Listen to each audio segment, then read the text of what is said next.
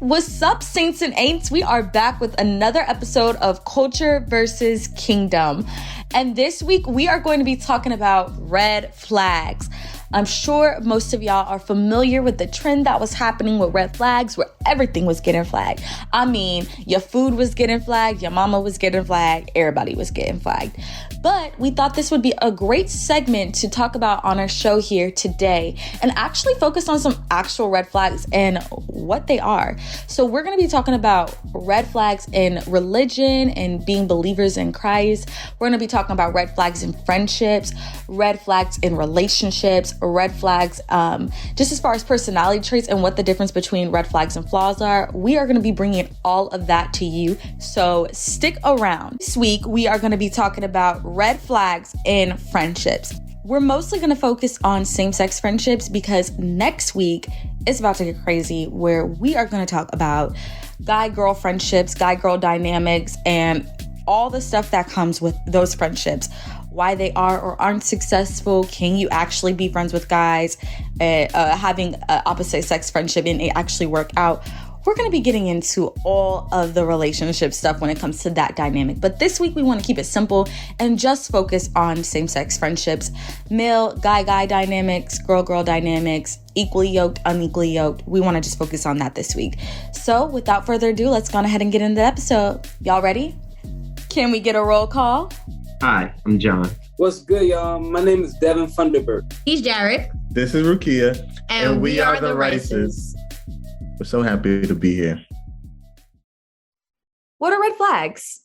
Like, let's talk about that real quick, because make sure we're on the same page. To me, red flags are like warnings in whether it's friendships, relationships, or any type of, between two people or between anyone. I kind of agree with the warning sign. That's pretty much what I think a red flag is. Yeah, I agree. I'm going to read the Urban Dictionary definition for it. They have the definition of a red flag. All of it is the same thing, everything that you guys said. A sign of warning or impending danger, disaster, or doom. I agree. And I feel like in the spiritual sense, this is something we would be using our discernment for, our sixth sense for. So I like the words that they use too, because danger, like, you know what I mean? Like, it's a warning. And so let's go into that, like that mindset of what a red flag is, what you guys just said, as we take the approach tonight. So what's the difference between red flags and flaws? I think flaws is something that can be addressed and fixed because of like a character flaw. Or when we think of what flaws are, for me, I think a flaw is something that can be acknowledged. And like I said, fixed, as in a red flag, as we have defined it. If something is a warning, that means the caution behind it is to stay away. So I think that's something that's flawed, like I said, can be fixed versus a red flag that caution needs to be taken very seriously and like run away. I agree. I also don't think, and you guys can argue with me if you feel differently, I don't actually think all flaws are bad, if that makes sense, right? I think flaws can be distinctions, and like Rakia said, they're not dangerous, right? And certain flaws, like she said, are things that we can work on to be, do better in. And then certain flaws, I feel like, would go under the characteristic as something, another person is supposed to be able to, I don't want to say deal with, you know what I mean? Like, we all have, different flaws and different things, right? That, I'm not talking about, like, again, the dangerous character traits or anything like that, but things that are more of I would say, I guess, personality trait. And so I think that there's that distinct difference of danger, right? Things that are harmful, not just to, that person, but to you and everybody else around them and your other relationships in your life. I look at that when we're talking about red flags, we have to acknowledge that there are two other flags. There's green flags and there are yellow flags. And so just like when we were back in elementary, middle school, you would get in trouble. They put you on yellow and you in trouble. You about to be there. But once you get to red, it was like they calling your parents, like you're getting in trouble, right? And so I think that separates if you're in the red flag zone, that means to avoid at all costs, right? Because we don't want to. If we get around them, that will become our red flag. We're associated with we are who we are associate with, right? So if you are associating yourself around red flag people, maybe you don't know that you have a red flag. But now, if you are in that danger zone, see, when you identify a red flag, you're potentially in the yellow zone yourself. And so the best way to do is to go the opposite way. So then you can see the separation. Then you see the separation, and the only way you do that is with God. Like the Holy Spirit will lead you away from red flags. It's not going to come in too late. It's going to come in where you might have been like, maybe that's right. No, you in the yellow zone. Turn around, bucko. You got to get back to green. I think Devin broke it down perfectly. You know what I mean? Like the area where you're supposed to run. These areas are not things that we should be negotiating with people in. It's areas like you've already passed negotiation. You know what I mean? Like it should be taken as seriously as if you had a friend stealing from you, because they are stealing from you, maybe spiritually, emotionally, mentally. So it should be taken with high regard. Whereas a character flaw, and I said, I'm going to read this one. No, not that one. A mark, fault, or imperfection. So it's an imperfection. So it's something, again, I see it as something that, again, the person's willing and you're able to speak to them about striving to be something better. I would even hit what Devin said. It's a yellow, maybe, you know what I mean? It'd be in the yellow or green area where it's like, may not be something that's detrimental to the relationship. But it's something that can be worked on or built, especially because different relationships call for different things. All of us, operate differently. And so I would say that, but red flag, red zone is like, you need to be breaking up, like that, you need to be leaving that person alone. You're in the danger zone, literally. I think a red flag for friendships is, number one, no accountability. Like if your friends allow you or you allow your friends to just do whatever, whenever, wherever, I think that's not a true friend. That's more of a spectator of your life.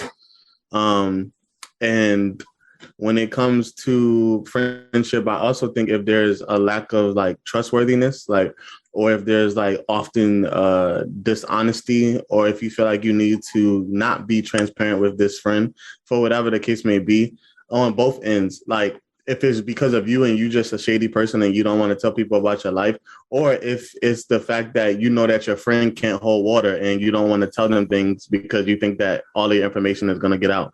So for me, like those are some big ones for me.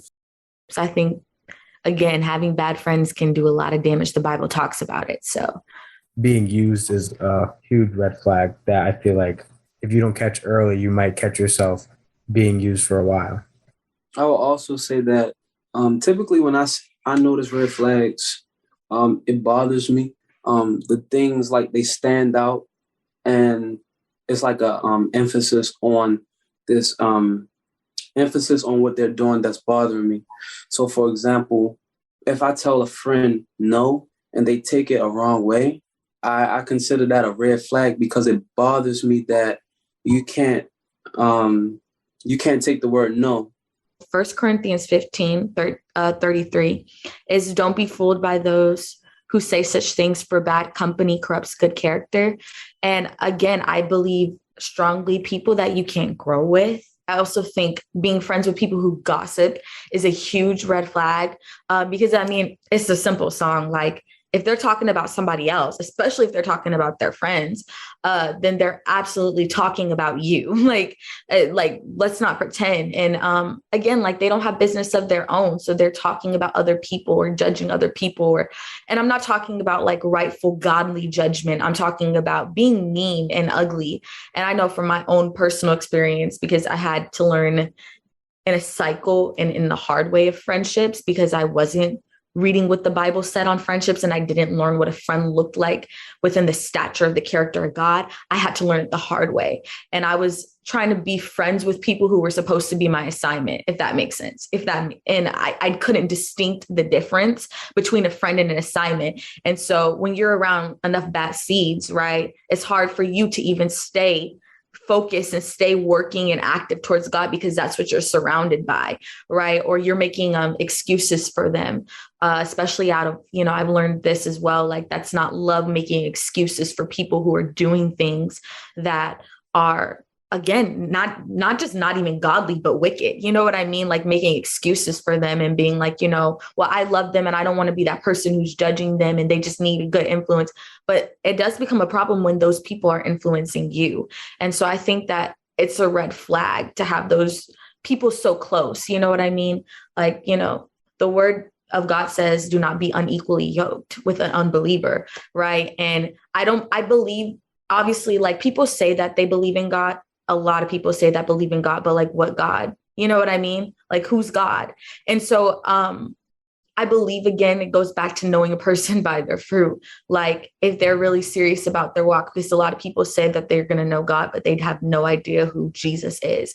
And so going deeper and being like, we should be equally yoked, right? As vivacious as I am about purpose, you should be at least that level or higher. Like, we should be pushing each other to be better. So I think it was a very valid question that kind of steers my thoughts a little differently about red flags and like character flaws. So I kind of want to touch base for both of those things regarding friendships. And so something like, which I don't think someone communicated, or someone said, but like communication. Like, for me, communication is very key in friendships.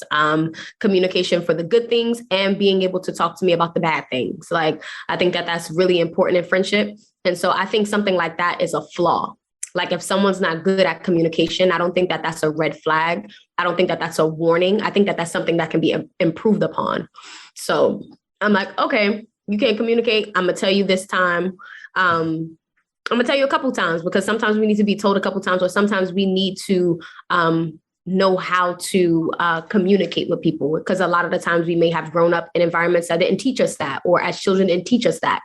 Now, where it becomes a red flag for me with communication in friendships is if this friendship is one-sided. And so it goes back to what Teresa was saying about being equally yoked or unequally yoked. So I've had friends in the past. And then I, also got to be careful with the term friend too.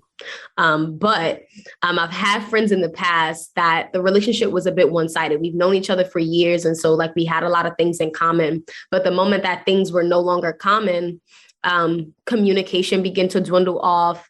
Things begin to just be like, just weird. And so for me, throughout the friendship, I'm like, hey, I've always been a communicator. I've always been like, hey, I don't like when you do this. I don't like when you do that. Why does it take for me to call you for you, then you to name a list of things that you're feeling away about? And I have already sensed the distance in the friendship. And so for stuff like that, that's a red flag, especially if I have known you for a long period of time. We have been friends for years and you're still having communication issues. Like, no, like someone like Teresa is someone newer in my life.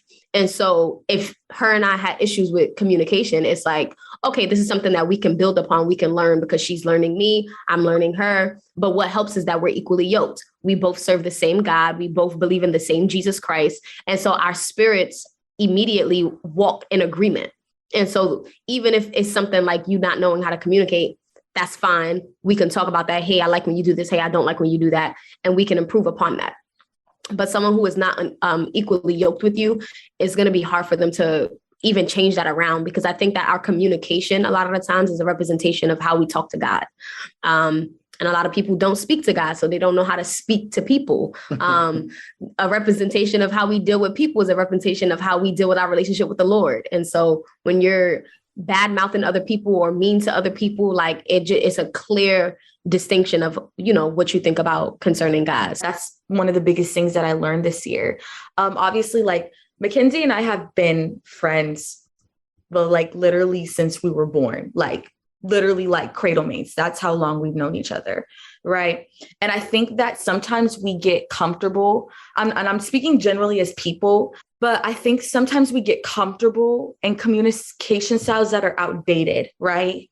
Or I know for me, like a big flaw of mine was that I got so like caught up in like, I'm just going to forgive them and never address the issue. Right. Because like, I didn't really know how, and was previously like non-confrontational, right? But I didn't understand at the time that not all confrontation is bad confrontation, right? I couldn't translate that because I was like very heavy on like peacekeeping, right? And I would say like Kenzie was or is still a peacemaker. So she likes to address the issues. And I know for me, previously, I struggled with that because I was like, I just want to move on. But it curated an environment of resentment and unresolvedness that really hindered our relationship for a point that God really restored and really reworked.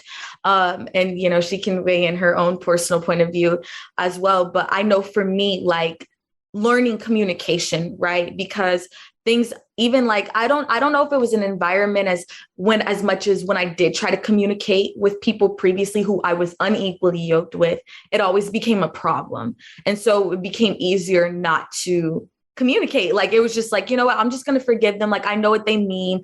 I know their intentions weren't meant to hurt me or harm me. So I'm just going to let it go. But when you're not addressing things with people and you're not saying anything, they don't know that anything's wrong. Right. And I know that that was a problem. And I think that that was a character flaw of mine that I've been really working on, right, to be able to speak up and advocate for myself. And like you said, against a character, a red flag. And I had another friend previously who you couldn't tell them anything. Like literally you couldn't say anything to them without it being an issue. Like that was mean. What do you mean it's mean? You know, and it was always a fight. And so I think that not only did that hinder my own personal learning of communication, I did acknowledge it as a red flag, but I loved them so much that I was kind of like, you know, maybe like if I just keep loving them, maybe they'll just kind of like grow out of it, or maybe I can just lead by example. But it actually hindered my communication style in other relationships because I stopped addressing things with people. Defining the word friendship, when you break it up and you define what a ship is a vessel that takes you to a new place, right? And so if you have a friend that is not taking you to a higher level, that's not a friendship. You know, it's a weight.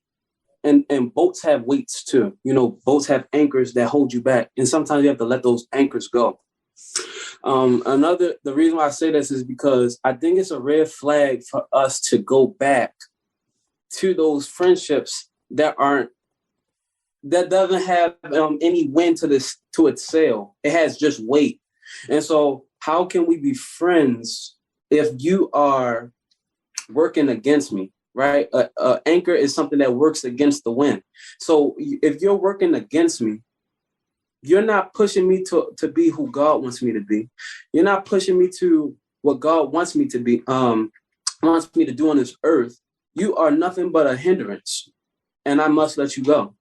I know that red flags and character flaws and women dynamics are very different than red flags and character dynamics difference in men. So could you guys also address the difference between a character flaw and male to male relationships amongst each other? The way that men, so the way that fathers raise their son when it comes to like just overall, like, I mean, some fathers just aren't in their child's lives, but other ones are, but yet they're there, but they're not there. When it came to like my dad, he was there, but spiritually, I didn't have a male figure who could guide me in that area. And so in our communication to this day is still like it's still lackluster. And unfortunately, you got a lot of fathers who don't communicate well with their children and mainly their sons. And it's like that can kind of be seen as like a generational curse thing going on. And so it affects a whole bunch of generations and a whole bunch of groups of men, and therefore affecting the way that men communicate with each other.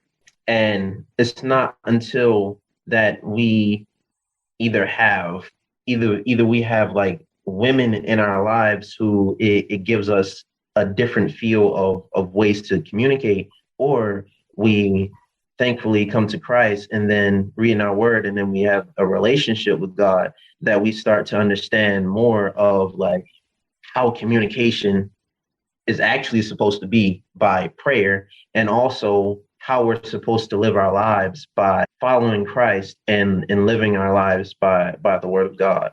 No, I thought that was really good, John. Like I relate heavily with, having the lack of communication with my father. So like everything you said definitely hit. I think I don't necessarily know about flaws, but I do have a few red flags as it relates to like men and friendships. I think I have a few. So the first thing I'm gonna say is if you my man's or like you my homeboy, but you have like I would say odd attraction or fascination with the woman that I'm dealing with. Like as a man, like if every time I bring my woman around, it's a compliment and it's a hey, and y'all a little bit too friendly, or like, or even for instance, if there's like issues in the relationship that because we're all friends, like, those issues may be out, but you then decide to somehow or some way like throw dirt on my name, rather than just be impartial and just, whatever. Because I know a lot of guys, like they definitely do that. Like they'll be cool with somebody but because that dude has the girl that they want, then whenever there's an issue, they'll always take the side of the girl to kind of make themselves look better. So that way, if things were to end, like they would have an end with the girl. So that's a huge red flag. Another red flag would be is if you always like, I think this is for both. This is for like girls and guys in friendships. But if there's always like underlying like sneak this in, or if like you always got like but it's a difference because some friendships is like, nah, we always clown on each other. But I think the difference between like clowning on each other and sneak dissing is like when I actually have like an accomplishment and then you like downplay it. Or it's like you try to make it seem like it's not that big a deal, or especially if it's something that I've been struggling with and then I finally overcome it or take a step towards progress and you shut it down. I think that's different than like just clowning on each other, which is something I don't think that's a big deal. But I think the sneak dissing is definitely a red flag. I'll say a little something about the joking on each other. I think it's important to know your friend because I don't like to get joked on. At all. That's not my thing. Like, so if you know that about my personality and you know that about me and you still always got a little jokey joke, I'm gonna think you a hater because I don't like that. Like I'm funny. Like I can have a sense of humor, but I don't think like cutting, like you know how like when we used to curse about, oh, you cutting my, y'all know the word. No, that's Brooklyn. No, sorry, baby. It's a Brooklyn. So like growing up, like they were like, oh, you cutting my butt, but the curse word in replace of that. And so like I don't like, don't cut me. Like don't, like I don't like that. Don't do jokes on me. So I think that when people continue to do that, knowing the character or knowing the person, it's a red flag for me because I think that signifies like some type of jealousy or some type of like hating, and it's like very underlining. Yeah. And it's a red flag if they can't take that and like adjust, or like if they just like if they refuse to, adjust. Because for me, I'm the type of person where like I'm not gonna lie, like I like joking, like I like clown. That's how I grew up. But I understood that my wife doesn't like that. So I don't do that with my wife. Like I don't. Like I could, but I don't. Because I know who she is and I know what, what's valuable to her and like what's sensitive. On the other hand, like I have, some homeboys or like that I grew up with where it's like whenever we're around each other, it's nothing but jokes.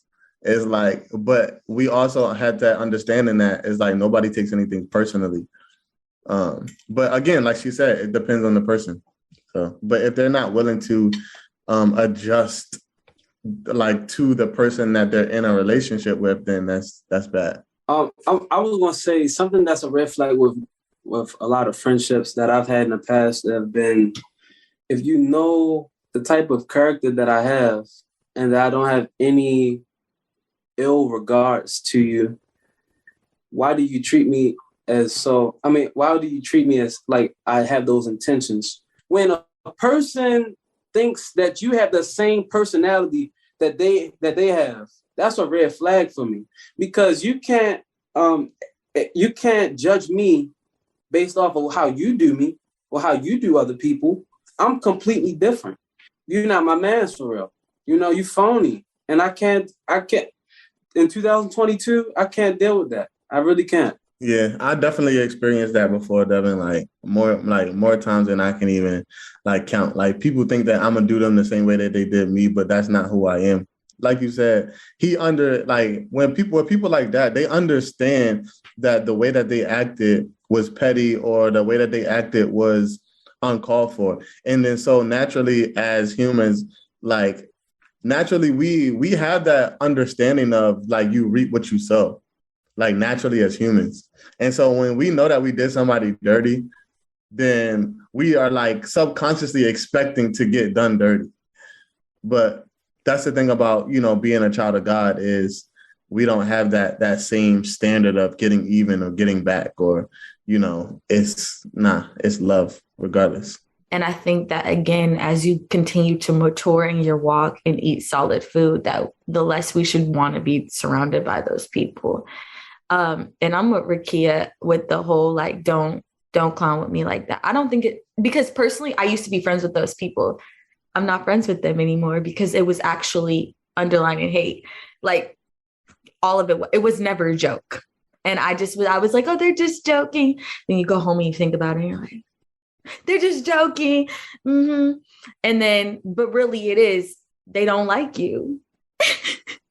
And also a red flag, I'm gonna throw it out there. Don't be friends, because I be seeing stuff on social media. Don't be friends with people who didn't like you when they first met you, kind of thing, kind of energy. Or that's a red flag. The fact that they looked at you, decided that they didn't like you, and then y'all are all buddy, and they bring that story up. I'm talking about a real situation that happened to me. The girl ain't like me. She would open the story with, oh, I didn't like her at first. She's not my friend no more. I think another, I guess, a red flag, or I say, friendships as far as men being friends. I think for me is, I don't know if y'all mentioned this, but if they're a threat to an area you want to grow in, or if they don't push you to grow in that area, I get y'all. If it's if your area is purity, and that person is always talking about sexual things and things that you're trying to stay away from, and you tell them out front, yo, I'm trying to do better in this area, can you chill? And they don't respect that. That's a huge red flag for me, because you don't value, the area that I'm trying to grow in, or any area, whether it could be purity, cursing, spending your money well. If you're a hindrance or a liability or a threat to me growing, that's a red flag, because friendships are supposed to push you to growth and different things like that. It's not supposed to hinder your growth. That is so good. One of my favorite things about the Bible is how extensively it actually talks about friendships. If we would actually take time to see what God's intent was behind friendships, so that we can know who needs to be in our life and who doesn't. That is so good. Thank you guys so much for all that knowledge, telling about your own personal experiences, and really let's just breaking it down about our own personal experiences with red flags, where we were either the red flag or we had friends that were the red flags, and dealing with that as believers as well. So y'all, that wraps up the episode for today, but stay tuned. We are not done with the topic of friendships. Next week, we are going to be breaking down opposite sex friendships, guy-girl friendships. Can they work? Do they work? Are they always going to end up in courting? Are they always going to be a problem? We're going to be talking about ghosting. We're going to be getting into all the tea, all the things regarding opposite sex friendships. So we will be back again next week. Make sure you join it. I'm going to be honest with y'all. This is my favorite segment we've done so far, and this is about to be my favorite episode. So we will see y'all back next week with the conversation. Don't forget to follow us on Instagram at Kingdom Frame of Mind. Subscribe to our YouTube under the same name. And again, keep supporting, keep liking, keep engaging with us. We want to hear from y'all. And if y'all like some of the stuff we said, feel free to follow our own personal Instagram to keep up personally with us. We're going to go ahead and drop our Instagrams now. So go ahead, y'all. What's up, y'all? This is Devin. Follow me on Instagram at _Fun Design Studios. Hit me. Hey guys, this is John. You can follow me on Instagram at by John Sharp Jr. Hey guys, and thank you for being with the Kingdom versus Culture podcast again. If you want some more content, please follow us at ru_t.b. That's my Instagram, or my husband's Instagram, which is Jared_Rice. That's JAHRED_Rice, like white rice, y'all. Yeah, and we the Rices, and we out. That's it. And again, you can find me on Instagram at Teresa Brianna Burleson. That's 2 N's in Brianna and an H in Teresa.